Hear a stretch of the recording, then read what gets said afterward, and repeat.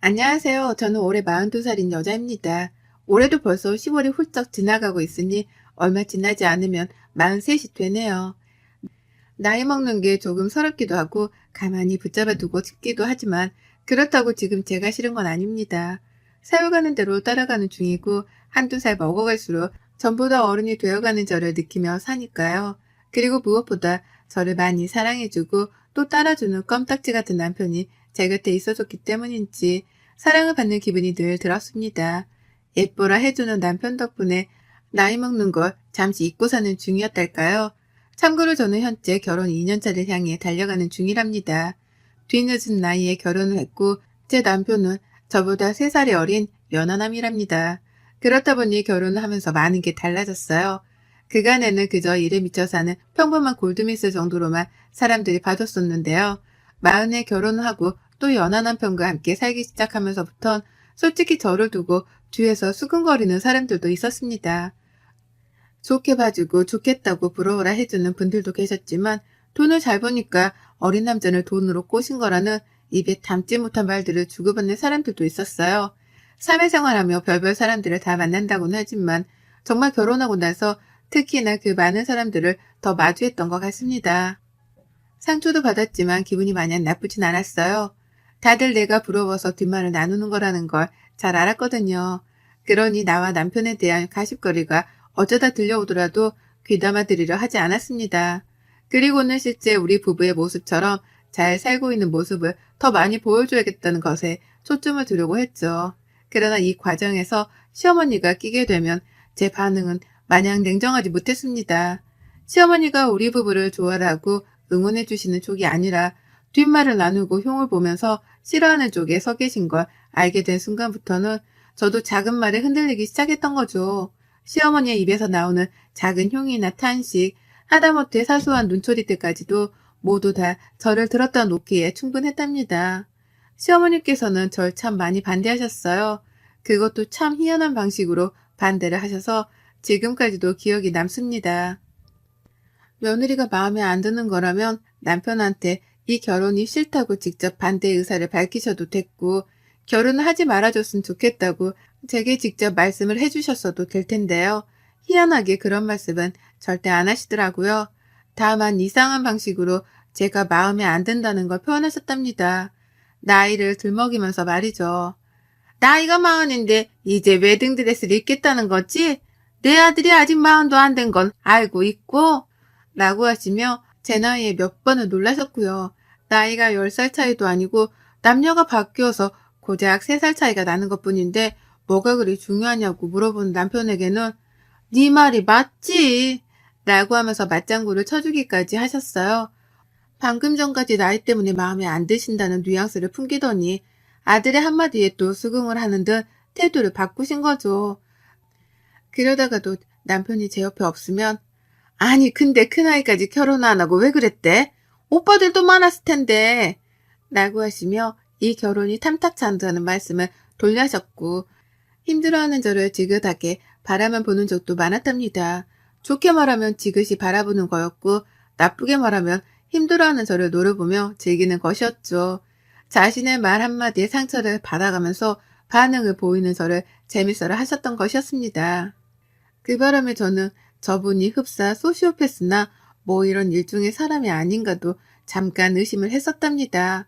그렇지 않고서야 사람이 저리 매정한 말을 후후 던지며 반응이 뜨뜻미지근할 수가 없었으니까요. 애매하게 싫은 티를 내시는 시어머니가 저를 반대한다는 걸 전 온몸으로 눈치를 챘고 결혼식을 치르기 직전까지도 그 태도를 유지하던 시어머니 때문에 마음고생이 심했습니다. 하지만 결국 결혼식을 치르게 되면서는 어떻게든 관계가 나아질 것이라고 믿으려고 했어요. 중간에도 남편이 많이 노력을 했고 저도 이왕 시어머니가 되셨으니 며느리한테서 호강이라도 받으며 기분 푸시라고 가진 돈을 갖다 바쳐가며 노력을 했습니다. 돈을 벌어서는 족족 용돈을 챙겨드렸고 때맞춰 계절 옷에 계절에 맞는 선물도 사드리면서 시어머니께 쓰는 돈을 아까워하지 않으려 했어요. 그게 제가 살아남는 방법이라 생각을 했으니까요. 그런데 말이죠. 요상한 일이 벌어지기 시작했습니다. 아무리 생각해도 요상한 일이었죠. 퇴근하고 평소처럼 집에 왔는데 시어머니가 계시더라고요. 그런데 웬일로 저를 향해서 왔어? 라고 하면서 퇴근을 반겨주시길래 살짝 흠칫했었습니다. 저러던 분이 아니신데 갑자기 인사를 요란스레 하시니까요. 그와 동시에 놀란 건 주변에 놓여진 어머님의 선물이었습니다. 단 한 번도 결혼하며 시어머니께 선물이라는 명목하에 물건을 받아본 적이 없었어요. 그릇이며 옷이며 시어머니 것이라고는 하나도 없었고 오히려 제가 퍼준 게 전부였었죠. 그런데 어머님이 웬일로 뜬금없이 시뻘건 고추가 든 평범하지 않은 장신구를 유리병 하나에 담아서는 선물이라고 가져오신 거예요. 그걸로도 모자라 아무도 쓰기 싫어할 것 같은 못생긴 그릇 두 짝도 말이죠. 어디서 이런 걸 빈티지 샵에서 주워오셨나 싶어 황당해하며 물건을 쳐다보는데 어머님은 세상 행복하다는 듯 건네주시면서 잘 쓰라고 하시더라고요. 특히 고추가 든 유리병은 현관 옆에 두어야 복이 기어들어온다고 하시면서요. 무슨 복이 정확히 들어오냐며 물어보는 제 남편의 말에 어머님은 얘가 빨리 들어선대 라고 그제서야 이실직고를 하셨습니다. 그러니 저도 알았죠. 이 말린 고추가 사내 아이를 뜻하는 거구나 하고 말이죠. 그래서 의심 없이 받아들였습니다. 어머님이 빨리 손주를 보고 싶어 하신다는 생각에 부담도 컸지만 다 우리 좋으라고 건네주신 물건이란 것에는 의심이 없었던 거죠. 그런데 이런 식의 뜬금없는 선물은 그걸로 끝이 아니었어요. 이런 분이 아니셨는데 계속해서 뭔가 내어주시더라고요. 그 덕분에 저희 집은 시어머니가 들고 온 영문 모를 물건들로 하나도 채워져 빼곡해지기 시작했고요. 처음 가져온 고추 든 유리병도 그대로였고 쓰기 싫은 그릇 두 개도 그냥 주셨으니 일단 하부장 안에 넣어 보관 중이었습니다. 그 밖에도 침대 옆에 놔두고 얼굴 가꾸는 데에 쓰라면서 거울 큰 거를 사다 보내주신 바람에 저는 영문도 모른 채 일단 그걸 침대 옆에 놔뒀어요. 남편 앞에서 예쁘게 구면서 오래도록 사랑을 받으라는 뜻인 줄로만 알고서는 아무런 의심도 하지 않은 채 그 큰 거울을 침대 옆에 뒀습니다. 제가 어릴 적부터 무교였고 믿는 종교 따위는 없다 보니 미신이나 속설 같은 것에 굉장히 무지했거든요. 그렇다 보니 전 어머님이 하라는 대로 하면 복이 굴러 들어올 줄 알았어요. 어머님이 아무래도 미신이나 속설 같은 걸 믿을 나이시다 보니 저보다 아는 것도 많으실 거다 싶었던 거죠. 그래서 그 후에도 들어오는 헝 가방이나 옷, 그리고 정체불명의 나뭇가지 같은 것들도 그냥 있는 대로 받았습니다. 천만다행으로 제 집이 40평대라 넓은 편이었고 그래서 자질구레한 물건들을 하나둘씩 놓아둘 공간 여유는 있었어요. 그래서 겉보기에는 잡동사니 들로 어지러워 보이진 않았지만 이게 정도가 계속해서 지나가니 슬슬 받기가 싫어지더라고요. 내 집이 내 집인 게 아니라 시어머니의 집이 되어가는 것만 같았습니다. 제가 고른 물건들이 아니라 시어머니가 주시는 물건들로만 집이 채워져 나가다 보니 흡사이건 시어머니가 원하시는 그림의 집이 아닌가 싶기도 해서 혼란스러워지기까지 한 거죠. 그쯤 되니 남편도 뭐가 마음에 안 들기 시작한 건지 물건을 또 주겠다고 집에 오래 하시는 어머님께 바쁘다는 거짓말을 해가며 약속을 피하기 시작했어요. 그러면 어머님은 뭘 한다고 퇴근하고 나서까지 바쁘냐면서 집에 기어코 오겠다고 우겨대셨는데요. 그렇게 우기다가 정말 집으로 찾아온 적도 한두 번 있었습니다. 그리고 저는 그때부터 시어머니께 정이 떨어져 가기 시작했죠. 그리고는 생각이 들었어요. 저렇게까지 해서 나에게 주려는 물건은 무엇이며 왜 그렇게까지 해서 나에게 그 물건을 주시려는 건가 싶어 말이죠.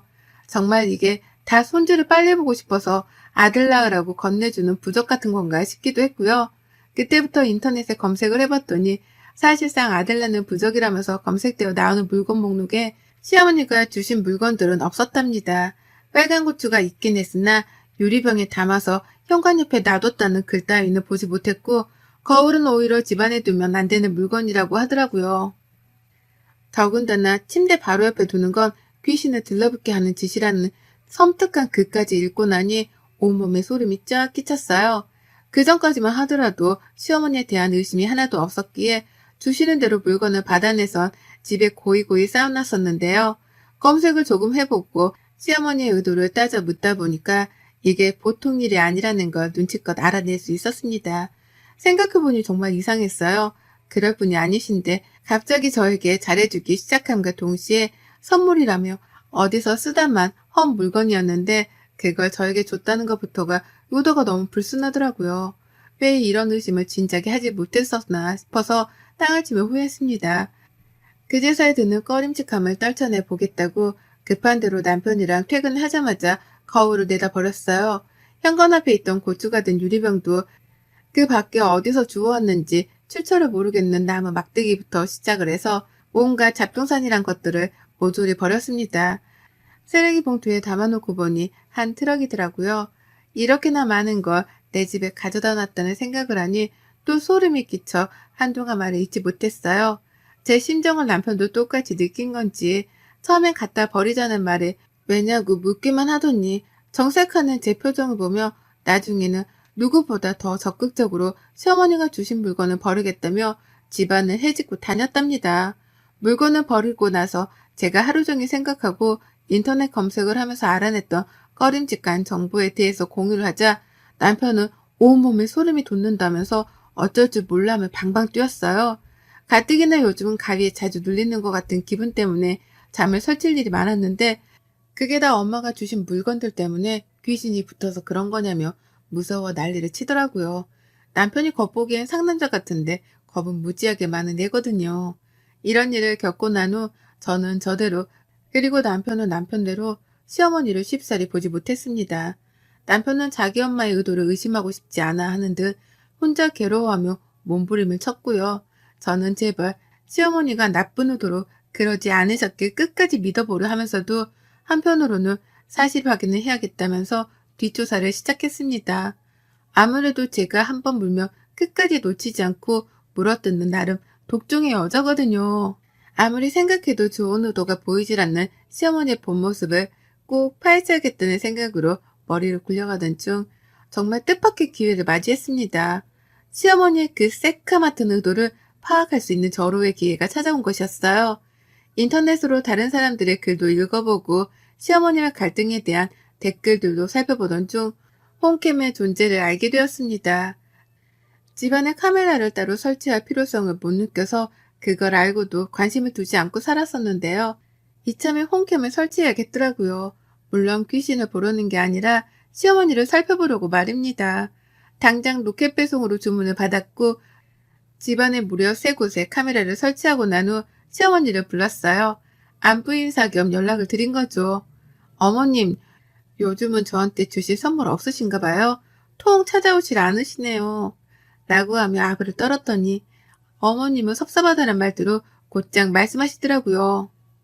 아니 내가 가겠다고 몇 번을 말했더니 다들 바쁘다며 오지 말라고만 하고 말이야. 라면서 줄 선물이 안 그래도 한가득 준비되어 있다며 신나라하셨어요. 그리고 전 바빠서 퇴근이 요즘 늦으니 차라리 우리 부부가 없는 점심시간에라도 집에 와서 선물을 놓고 쉬다 가시라며 집 비밀번호를 알려드렸습니다. 결혼하고서 집 번호를 누군가에게 알려준 건 처음이었어요. 쉽지 않은 결정이었지만 시어머니의 본 모습을 알아내고자 이건 필요한 절차였고 그렇게 어머님께 제 집을 오픈하고 난 후 저는 떨리는 마음으로 그저 홈캠 녹화가 잘 되기를 빌었습니다. 어머님은 하루 날 잡아 집을 다녀가셨고 저는 일을 하던 중이었는데 문자 한 통을 보내셨더라고요. 너 내가 줬던 물건들 다 어디다 뒀냐? 라고 하면서요. 저랑 남편이 섬뜩하다면서 버렸던 그 물건들을 찾으시는 것이었습니다. 그래서 제가 어머님 그거 둘 곳이 없어 집 선반 안에 넣어 모아뒀는데 아마 어머님은 못 찾으실 거예요. 왜요? 라고 되물었죠. 그러자 어머님은 버리지 않았다는 제 말에 안심을 하셨는지 버린 게 아니면 됐고 난 또 니들이 버린 줄 알고 깜짝 놀랐네. 라고 하며 안도의 한숨까지 내쉬었습니다. 그리곤 물건 다 놓고 가는데 이것들은 절대 옮기지 마라. 저번에 줬던 고추 유리병 그것도 현관에 꼭 둬야 하는 건데 내가 지금 둘 테니까 물건 놔둔 곳 좀 알려줘라. 라고 말씀을 하셨어요. 제가 갖다 버린 유리병을 도로 찾아서 현관에 두겠다면서 위치를 알려달라 하시더라고요. 당황한 저는 얼버무리다가 일이 갑자기 바빠졌다며 급하게 연락을 끊어버렸죠. 그리고 서둘러 홈케어 화면을 볼 수 있는 어플을 겹고 시어머니가 하시는 짓을 지켜봤습니다. 그전에도 이미 녹화가 되고 있긴 했으나 당장에 어머님이 뭘 하시려는지 확인을 해보고 싶었어요. 그리고 전 회사 안에서 간이 떨어져 오줌을 지릴 뻔했습니다. 이런 말이 나이 40 넘어 나오는 게 좀 창피하긴 하지만 오줌이 지릴 뻔했단 표현 말곤 달리 할 수 있는 말이 없었어요. 어머님이 글쎄 혼자가 아니라 둘이더라고요. 바로 옆에 웬 아주머니 한 분을 모셔온 거예요. 선물만 놓고 가시겠다더니 주인 없는 집에 멋대로 손님을 데려온 겁니다. 소름이 돋아서 막 캡처를 했어요. 실시간으로 사진을 찍어서 남편에게 보내주고 있는데 그때 그 아주머니가 시어머니께 손짓으로 뭔가를 지시하는 게 계속해서 목격되었습니다. 아주머니가 손짓을 보내면 시어머니는 허리까지 숙여가면서 움직이셨고 아주머니가 가리킨 곳에다가 들고 온 물건들을 놓으셨어요. 아주머니는 마치 집을 보러 온 손님 마냥 제 집 구석구석을 휘젓고 다니셨고 기존에 어머님이 가져다 주셨던 물건들의 행방을 찾는 것 마냥 5만 군데를 구석구석 뒤져댔어요. 그러다 고개를 절레거리면서 한숨을 쉬더니만 시어머니가 이 아주머니를 이렇게 부르시더라고요. 보살님 이라고 말입니다. 그 순간 머리가 멍했습니다. 설마 저 여자가 무당인가 싶었거든요. 어머님이 가져오신 물건들도 그렇고 죄다 어디 조선시대의 궁중 난트국에서나 나올 법한 오래된 물건들이었는데 설마 어머님이 무당의 말을 듣고서는 무당이 지시하는 물건들을 제 집에 들인 건가 싶었습니다. 제발 아니길 바라면서 표정을 가득 찡그린 채로 화면을 바라보고 있는데 그 보살이란 여자는 가져온 물건들이 하나도 없네. 이것들 가져다 버린 거 아니야? 기센 것. 라면서 호통을 쳤고 그러자 시어머니는 분명 어디다가 넣어놨다고 했는데 제가 찾아볼까요? 눈치챘을 리가 없잖아요. 라고 하면서 그 여자를 살살 달래는 데 급급했습니다. 그러면서 어머님이 말씀하시더라고요. 제가 이것들 이혼시키려고 별짓 다 하고 있는데 여태 이혼도 안 하고 기세 내가 맞긴 맞나 보네요. 라고 말입니다. 저는 탄식을 내뱉으며 제자리에서 일어섰고 온몸에 소름이 돋아 닭살이 서는데 경직이 되어 얼어붙었어요. 빨리 내 집에 가서 이 불운한 존재들을 쫓아내야겠다는 생각밖에는 들지 않았습니다. 미신 같은 거 믿는 사람은 아니었으나 내 집에 무당이 들어온 이상 뭔가 정말로 불운한 것들이 집안에 마구마구 스며들 것만 같은 꺼림직한 기분이 계속해서 들었어요. 그리고 그때 저는 그만 까무러치며 비명을 지른 채 주저앉고야 말았습니다. 글쎄 그 무당 여자가 카메라를 응시하고 있는 거예요. 카메라를 통해서 저랑 눈이 마주쳤던 것이었습니다. 저는 핸드폰으로 보던 도중 화면에 뜬 여자의 눈초리에 기함을 치며 비명을 질렀고 제가 이렇게 겁을 먹고 있는 걸 아는지 모르는지 무당이란 여자는 집안에서 카메라를 발견했다는 것 같다는 말과 함께 곧장 시어머니께 일렀다 바쳤죠. 혹시 며느리가 이 상황을 보고 있는 게 아니냐 하면서 말이죠. 저는 여전히 놀래서 일어날 정신도 없이 바닥에 주저앉아 있었는데 무당은 카메라를 번갈아 노려보면서 시어머니랑 집을 나갈지 말지 작당을 하다가 결국 카메라를 뜯어버리고는 그걸 든 채로 집을 나섰답니다. 저는 여전히 벌렁거리는 심장을 부여잡으면서 지금 내 집에서 일어난 이 상황에 대해 이해를 하고자 머리를 쥐어뜯었고요. 그러니까 시어머니는 마음에 안 드는 며느리 하나를 이혼시키기 위해서 무당까지 찾아갔던 것이었고요. 그 무당이 하라는 대로 저주가 담겼을 것으로 추정되는 물건들을 하나둘 제 집에 들여놨던 것이었습니다. 그 물건에 남의 피가 묻었을지 똥이 묻었을지 누가 아냐고요. 저는 이 사실을 바로 남편에게 일러다 바쳤고 저보다 충격을 받은 건지 남편은 회사까지 반차를 내고 당장 시댁으로 갔어요. 가서 조져놓겠다는 말을 남긴 채 소식이 끊겼고요.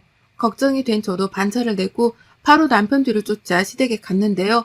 글쎄 그 무당이란 여자가 시댁 안에 있더라고요. 카메라에 담겼을 상황을 어떻게 대처할지에 대해서 의논을 하겠다며 시어머니랑 같이 시댁에 가서 추후 작당을 기획하고 있었던 겁니다. 그 현장을 저랑 남편이 번갈아 덮친 거고요.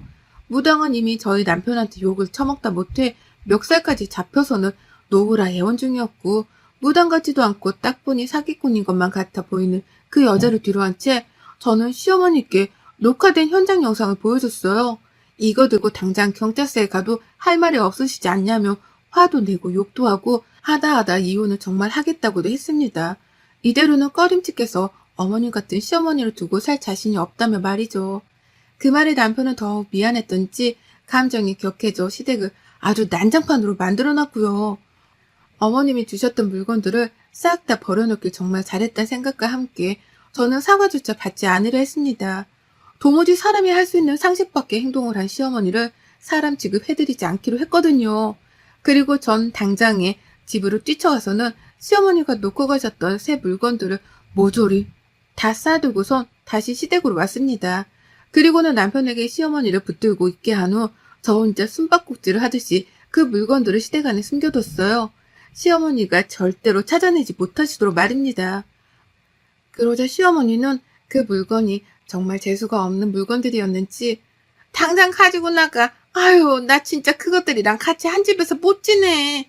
가지고 나가 버려줘, 제발. 라며 울고보고 매달리셨어요. 그딴 물건들을 내 집에 잘만 놓고 갔다는 생각에 저는 더욱 화가 치밀어 올랐고요. 도대체 무슨 물건인데 이렇게 기함을 치는 거냐면서 남편이 따져 물으니 어머님은 끝까지 말을 아끼시다 겨우 한 말씀 하시더라고요. 여자한테 안 좋은 거야. 라고 말이죠. 당신 아들한테는 해를 끼칠 생각이 없었다는 걸 어필하기 위해서 굳이 성별을 들먹이며 대답을 대신 한 겁니다. 그걸 보면 전 끝까지 물건을 숨긴 장소를 알려드리지 않으리라 재차 다짐을 했고 시어머니하고는 사과를 받고 말고를 떠나 연을 끊고 살겠다고 통보를 한 채 시댁을 빠져나왔어요. 이미 남편이 시댁을 난장판으로 만들다 못해 시어머니 눈에서 눈물을 쫙 빼놓은 후였는지라 제가 더 할 수 있는 건 없었습니다. 그저 숨겨놓은 물건들을 시어머니가 다시는 평생 찾지 못하시도록 비는 수밖에요. 그러면 시어머니는 불편하고 꺼림칙하고 재수가 없다며 마음고생을 하면서 그 물건들을 끝까지 찾으실 테니요. 고약한 시모를 만나면 결혼하고 나서 팔짝을 꼬인다더니만 제가 딱 그 짝이었습니다. 다행히 남편 사랑이 한결같아 좋기는 하지만 전 재수없는 이 집에서 다신 더 살고 싶지 않다며 당장 집을 내놨어요. 현재 남편이랑 저는 친정에 들어와 단기로 사는 중이고요. 그리고 다시는 이사가는 집을 시어머니께 알려주지도 않을 거고 초대도 안 할 겁니다. 비번을 숨기는 건 당연하고 남편하고는 시모 얘기를 죽을 때까지 함구하고 살기로 약속도 했네요. 인생의 반은 산 것 같은데 평생 멀리하던 미신에 발 한 번 걸쭉하게 담긴 후기였습니다. 전 아직도 소름이 돋아서 자다가도 잠을 설치며 깨요. 언제쯤 이 꺼림칙함이 사라질지는 모르겠지만 이렇게 사연을 적어보내며 후련하게 시모 욕이라도 해봐서 좋네요. 부디 이 순간에도 어머님은 제가 숨겨놓은 물건을 찾다가 재수 털려 겁먹고 계시길 진심으로 바랍니다. 여러분의 생각은 댓글로 남겨주세요. 오늘도 시청해주셔서 정말 감사합니다.